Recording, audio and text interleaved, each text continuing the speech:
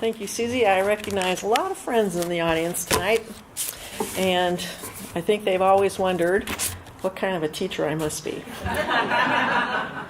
So, a little PowerPoint to go along with my talk.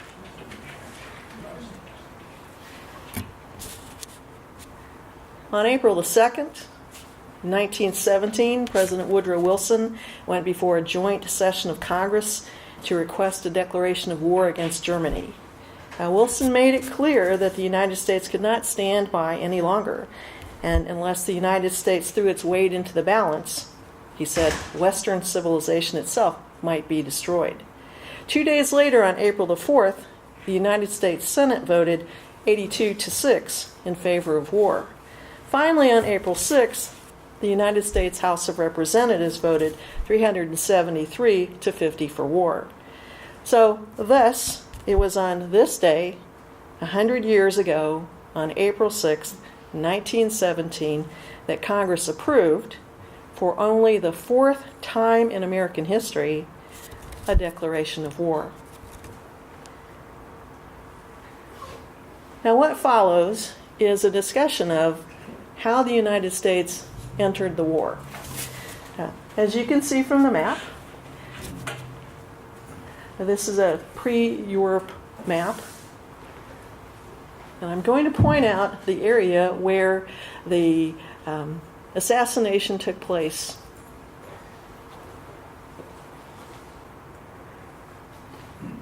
On June 28, 1914, in Sarajevo, the capital of the Austro-Hungarian province of Bosnia, a 19-year-old Bosnian by the name of Gavrilo Princip assassinated the Archduke. He was the heir to the Austrian throne. Archduke Franz Ferdinand and his wife were on a state visit to Sarajevo, and Princip was a member of a small team of assassins that were sent from Serbia in order to kill the Archduke. It was a plot to spark a revolution within the Austro-Hungarian Empire, and they hoped that this spark would lead eventually to the merger of Bosnia and Serbia. The conspiracy to murder the Archduke was part of a Serbian plot led by the Serbian chief of intelligence, and the group was called the Black Hand. Well, the assassination led Austria-Hungary to issue a 48-hour ultimatum to Serbia. Before Austria-Hungary issued this ultimatum, Germany gave basically the high sign to Austria-Hungary to proceed. The terms of the ultimatum were so harsh that Austria really didn't expect Serbia to accept those demands. Serbia agreed to all of the demands except for one. Austria-Hungary used this as the excuse to state that Serbia's failure to accept all of the demands constituted non-compliance. 1 month from the day of the assassination, on July 28, 1914, Austria-Hungary officially declared war on Serbia. Now, almost immediately, Serbia's ally, Russia, with assurances from France, Russia's ally, Russia went ahead and partially mobilized its army. The German government warned Russia, hey, stand down. But when Russia refused, and instead Russia went ahead and mobilized completely, and Germany on August the 1st declared war on both Russia and France. 2 days later, on August the 3rd, the German army marched to France, crossing through neutral Belgium. Neutral Belgium had said, we're not going to allow you entry. And so Germany said, tough, we'll just march right on through. And the invasion of Belgium, in turn, prompted Great Britain to declare war on Germany, because Great Britain had pledged guarantee of Belgium's neutrality. So really by early August, the Great War had begun. Now, in retrospect, the outbreak of the Great War was a product of many underlying factors. One was this kind of rapid industrialization and modernization, which led Germany to become really very modern in a very short time and very competitive. A second important factor was great power rivalry. The European powers, the great powers, were in a competition basically over colonies, territories, military arms, and prestige. Everybody wants to be number one. Another important factor was ethnic nationalism, especially in the Balkans. Throughout the 19th century, Europeans and people everywhere, groups that were trapped in countries that, like Austria-Hungary, was basically a collection of small ethnic minorities stuck under the control of the Austrian Empire. So these groups of people wanted their independence. They wanted their own countries. So nationalism was a very big factor contributing to the war. Another interesting factor that's kind of underlaying this is the assumption that war is glorious. This little picture over here is a poster from the very beginning of the war. It's a British poster, and you can see that the soldier is smiling. But that was kind of the attitude of people at the time. Oh, war is glorious. I can establish a great reputation. You have to keep in mind, in terms of wars, there hadn't been a major European conflict, a general war, since the Napoleonic Wars. The last significant war that they had was the Franco-Prussian War, and it was basically just between Prussia, which became Germany, and France. And there were, throughout the 19th century, lots of small, kind of individualized conflicts, but not a major general European war. So it'd been so long, people really had kind of forgotten how horrible war can be. And the last kind of underlying factor that I think is very important is that prior to the outbreak of the war, beginning in the 1890s into the early 20th century, the European nations had established these alliances. So there were really two alliances going on. There was the Central Powers, also known as the Triple Alliance, that was made up of Germany and Austria-Hungary and Italy, and then and then Turkey and Bulgaria would join them after the war began. The counter-alliance was made up of France. France was looking for help against Germany, potential conflict. France and Great Britain. So you have these two rival alliances. This map shows you basically that the Central Powers, I think that's a good name for it, they're located in Central Europe, where you have Britain and France and Russia on the wings, on the outside. So it really is kind of ironic that when the Great War began, really few people really wanted war, but the outbreak was hailed with joy everywhere. Now, President Woodrow Wilson in the United States, he responded to the war by declaring America's neutrality in the conflict. This isn't unusual. Throughout our history, that had been our typical stand, to declare neutrality. Wilson went further. He urged Americans to be impartial in thought as well as in action. Wilson's decision really reflected the sentiments of most Americans at that time, including his own Secretary of State, William Jennings Bryan, who was an avowed pacifist. There were some Americans in 1914 who believed that the United States should enter the war. Interestingly, Wilson's biggest political rival, Theodore Roosevelt, he urged the president to stand up to Germany. In fact, until the United States entered the war, Roosevelt and his allies urged Wilson to prepare the country for war and to join the side of the Entente powers. Roosevelt gave speeches and wrote newspaper articles, quote, lambasting Wilson as a coward for refusing, quote, to stand up for American values and American rights. Now, maintaining U.S. neutrality was almost impossible. From August 1914 until April 1917, the United States came under increasing pressure to take a side.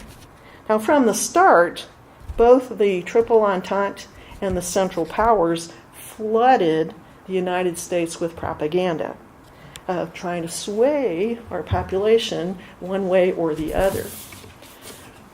In the end, the propaganda war did very little to alter America's position. However, attacks on American shipping, that was another matter.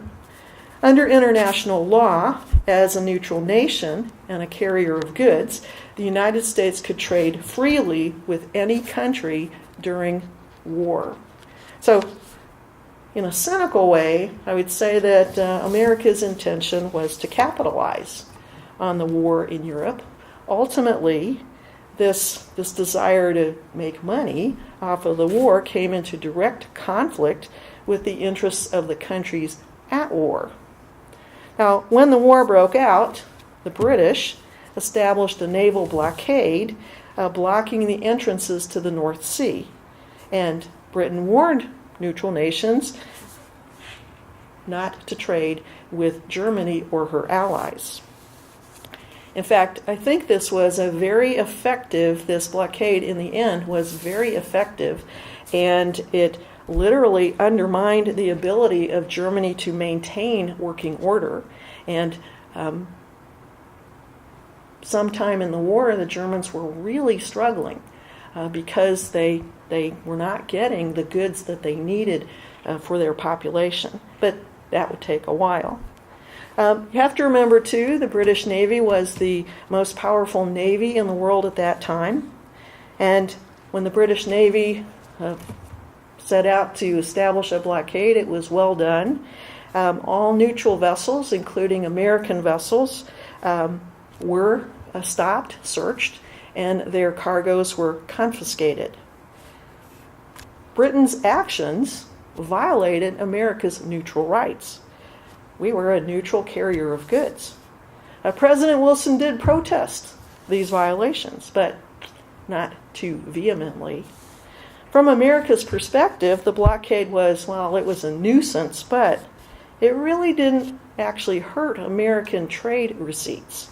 Trade with Germany and her allies really came to practically a halt, whereas U.S. trade with the Entente countries grew steadily more profitable.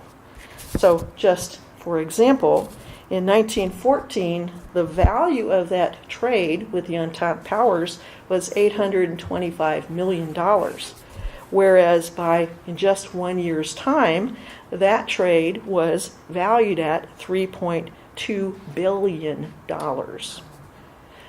On top of that, American banks loaned 10 times more money to the Entente countries than to the Central Powers, giving the United States a financial stake in the outcome of the war. Now, in response to Britain's blockade,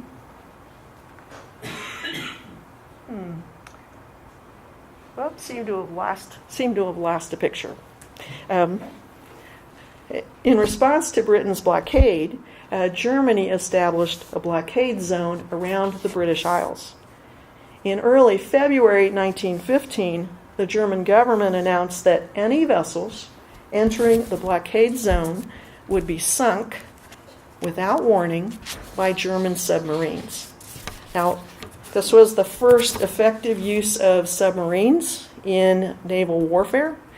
Submarines did not follow the traditional rules of naval warfare, which was to issue warnings before initiating an attack on an enemy vessel, so that arrangements could be made for the passengers and the crew to actually be rescued once the bombardment took place. President Wilson's response to this announcement by Germany was to warn Germany the U.S. would hold them strictly accountable for the loss of any American life or property resulting from a submarine attack. So from then on, attacks on neutral and commercial vessels took place regularly through the war. American ships were attacked, but not to the extent that the Wilson administration felt it was necessary to make a large or official protest. And that is not until May 7th, 1915, when a German submarine sank a British luxury liner off the coast of Ireland. The Lusitania was a sister ship to the Titanic. On May 7th, 1915, when the German submarine torpedoed the Lusitania sank in 18 minutes. This ship was supposed to stay afloat several hours after its hull was breached. Instead, it sank in 18 minutes, killing 1,198 people, 128 of whom were American. Now, many other ships had been sunk before the Lusitania, but Americans were very upset. President Wilson demanded that Germany apologize for the sinking, compensate the families of the victims, and promise to stop attacks on passenger vessels. In fact, Secretary Bryan was so upset over Wilson's notes to Germany, which he thought were not neutral in tone and disrespectful, he resigned in protest. It took a year, but the German government finally apologized and agreed to compensate the victims' families. Then came the Sussex. On March 24th, 1916, German torpedoes sank a French steamship. This time, 25 Americans were killed. It wasn't the point that so many people's lives were lost. It was that this was another unnecessary sinking. President Wilson at this time threatened to break diplomatic relations if Germany did not abandon its policy of unrestricted submarine warfare. Now, Wilson's threat prompted Germany to abandon its submarine campaign and then to leave passenger ships unmolested and warn merchant vessels before sinking. In mid-April 1916, the German government was not willing to risk bringing the United States into the war at that particular time. And why not? Well, in mid-1916, the Great War was still anyone's to win. After invading Belgium, the German army had advanced into France, almost to Paris. But by early September, the French army had managed to halt the German advance in the First Battle of the Marne. And from that point on, the battle lines were drawn on the Western Theater, with Germany controlling most of Belgium and a large portion of northern France.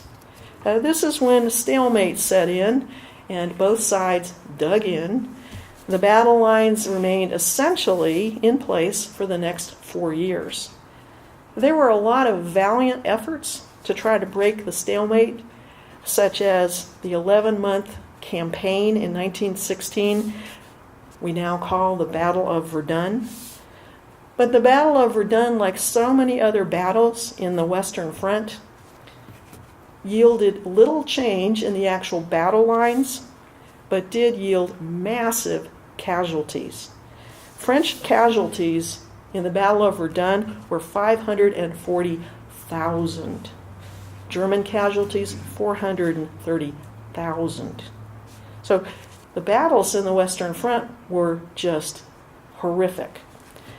So by mid-1916, at least on the Western Front, Germany was not willing to risk bringing America into the war. Now on the Eastern Front, that was another story.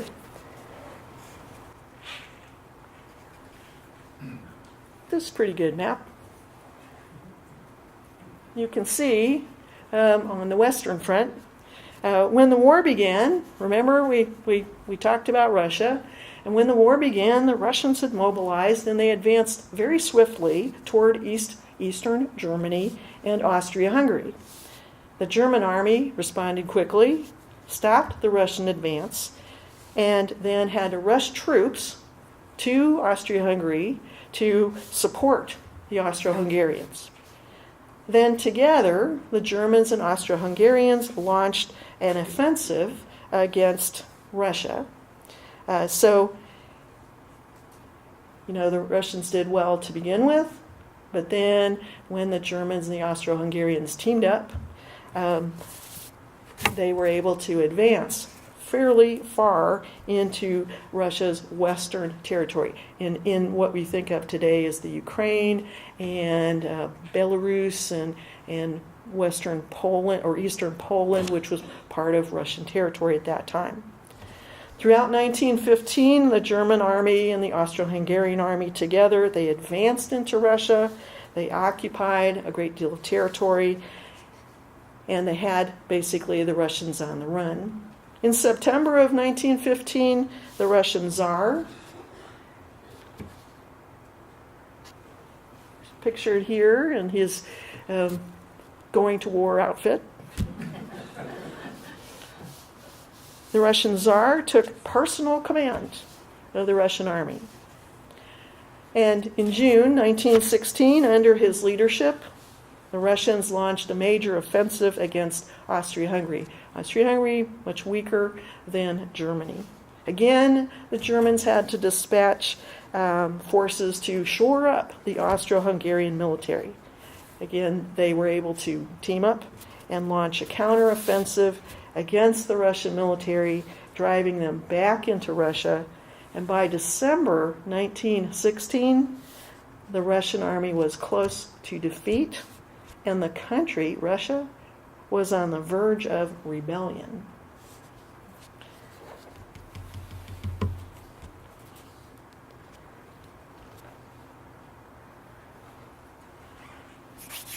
So, last time we talked about the fact that in mid-1916, Germany was reluctant to antagonize the United States, to bring the United States into the war. But with the East, with the Eastern Front crumbling and the Germans, the Austro-Hungarians having the upper hand, the Germans began to calculate that it wouldn't take much to break the stalemate in the Western Front. And so this was their calculation.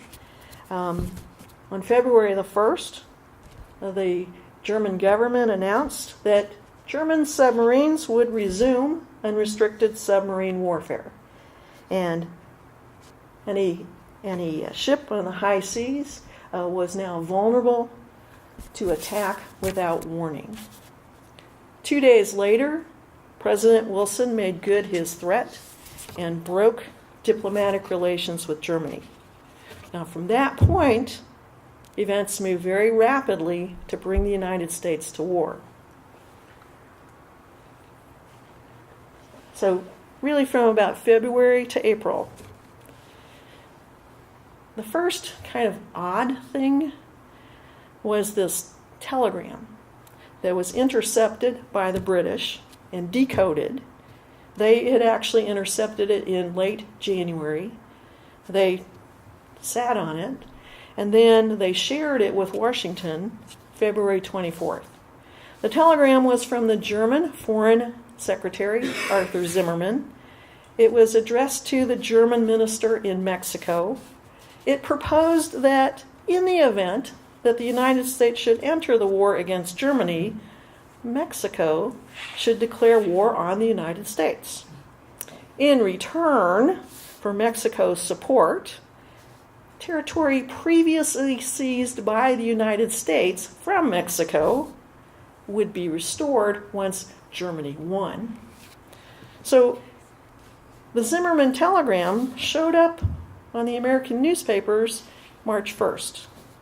The American public's reaction was outrage and anger against Germany.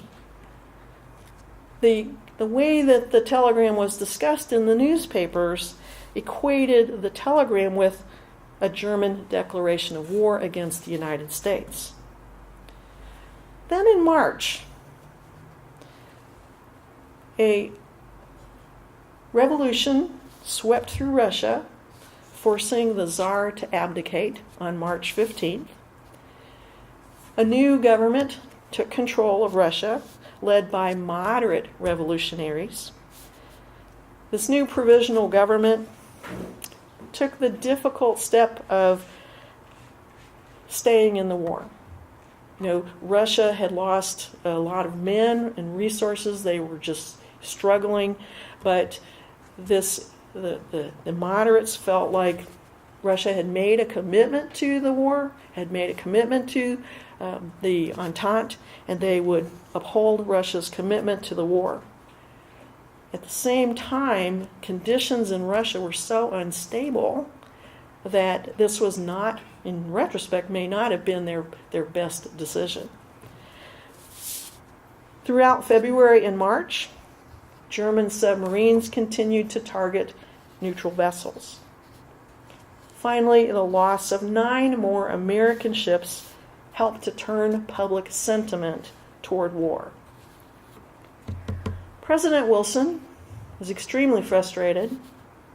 He met with his cabinet on March 20th, and he found for the first time their unanimous support for war. The next day, Wilson asked Congress to assemble a meeting for April the 2nd, a full 2 weeks earlier than he had anticipated. He told them he needed to talk to them about grave matters of national policy. So when Wilson requested a declaration of war against Germany, he cited, among other reasons, Germany's violation of its pledge to suspend unrestricted submarine warfare in the North Atlantic and the Mediterranean, Germany's efforts to entice Mexico into an alliance against the United States, Germany's continued violation of America's neutral rights. And then last but not least, the importance of the United States getting involved to preserve democracy and protect Western civilization.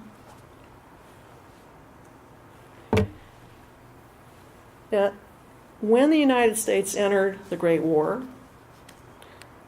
we were not really prepared. American preparations for war had been limited, largely due to, a small but very vocal peace movement, Wilson's own pacifism, and then his reluctance to go back on his 1916 pledge during the election, in which he proclaimed he kept us out of war.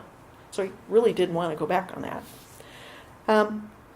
By 1916, some limited preparations were undertaken. And that year, it's interesting, in 1916, that's the same year that the President Wilson sent regular U.S. Army troops and members of the National Guard to Mexico to hunt down Pancho Villa. And because of this, Wilson saw a need to reinforce the nation's armed forces and maybe increase military preparations. So in June 1916, Wilson signed the National Defense Act. This provided for increases in the National Guard. It brought state militias under federal authority, and it gave the president, in case of emergency or war, the authority to mobilize the National Guard. Wilson also signed the Naval Appropriations Act, providing money so that the U.S. Navy could become the equal to the most powerful Navy in the world. There were other preparations, but I thought these were really the most significant. Once the war was declared, Congress passed the Selective Service Act, requiring all males between the ages of 21 and 30, and later the age was increased to 45. All males had to register for military service and for local draft boards to form to select men from those who were registered. Now, overall, 24 million men registered for military service. Only 4.8 million actually served, including 370,000 African Americans. Probably one of the things that Wilson did right once the war began is he mobilized the nation for war. Several thousand government agencies were created to coordinate the nation's transition to wartime. There were a number of agencies, so many that I really am not going to list them for you. One of them was the War Industries Board, which oversaw the nation's industries and the transition to wartime production. The administration also appealed to America's sense of patriotism and civic responsibility by encouraging Americans to volunteer and to serve. The Committee on Public Information had the task of convincing Americans of the, quote, absolute justice of America's cause and the absolute selflessness of America's aims. Now, Kentucky, like every other state in the Union, made significant contributions to the war effort. Over 84,000 Kentuckians served in the military, and about half of these saw action overseas. Now, one of the interesting changes that took place in World War I was that state identity was not maintained in newly formed units. So, for the first time, Kentuckians would serve with recruits from other states. So, the 84th Division, for example, Kentuckians served with recruits from Indiana and Illinois. Jefferson County contributed the most number of soldiers, whereas Robertson County furnished the least. Kentucky also became home to several key military recruitment and training installations, such as Camp Knox, now known as Fort Knox, and Camp Zachary Taylor, which was located at that time in Louisville. About 125,000 men were trained here. The Kentucky General Assembly granted $50,000 to the Kentucky Council of Defense. The Council of Defense was something almost every state created to coordinate the state's war effort.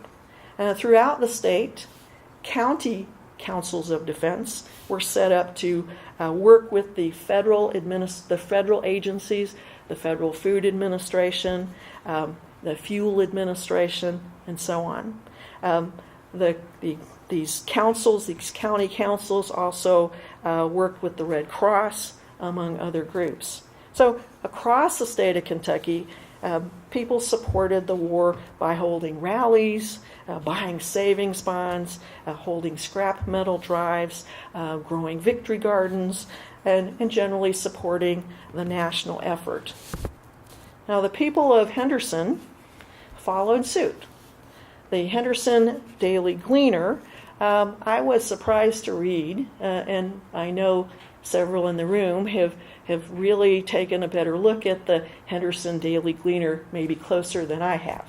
But It was very gratifying to read that the Henderson Daily Gleaner covered international and national news very closely.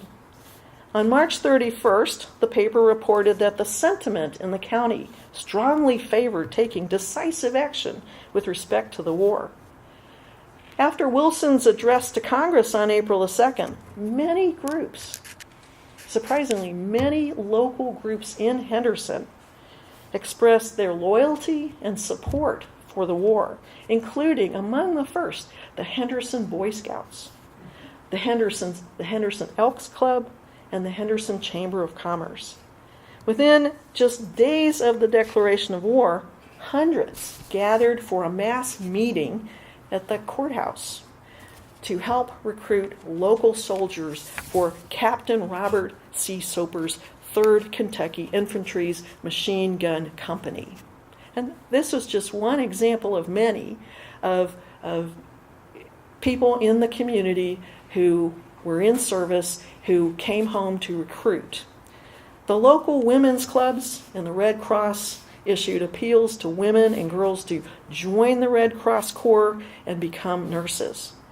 The local Red Cross held nursing classes in the club room at the Henderson County Public Library. Women's organizations throughout Henderson came together. They coordinated efforts to raise money to purchase materials for bandages and other supplies to send to the troops.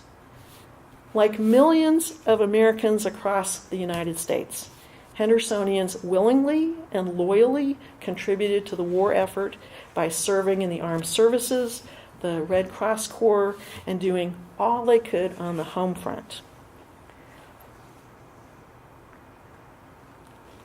I was particularly intrigued by the appeals to women.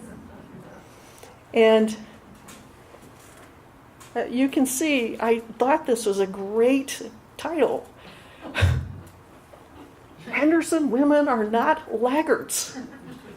Calling on Henderson women to, step up and support and join the Red Cross. This little one on the side is actually an advertisement for the Business College of Evansville. But the title intrigued me. Mary is going to war.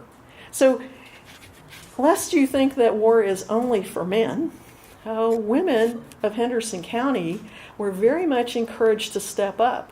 Many women were preparing to take over jobs that men were going to vacate. One of my favorite examples is an article that was talking about women learning to drive because the men weren't going to be around to drive them. So it was very, very enlightening to see how the community responded to the outbreak of war.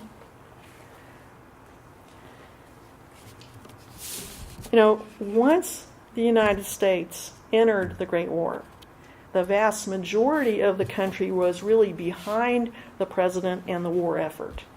At the outset, 1914, not very many people were like Theodore Roosevelt. But by 1917, the country was fairly solidly behind this war effort. Americans came to believe it was the right thing to do to join the war, to support the Entente powers, to go to war against Germany and her allies. This mobilization of our great nation helped to rally the people behind the war effort. It created a unity of purpose. And last but not least, our entry into the war determined the outcome. The United States entered the war at the right time. We helped to break that stalemate in the Western Front, and we helped to end the war. Thank you.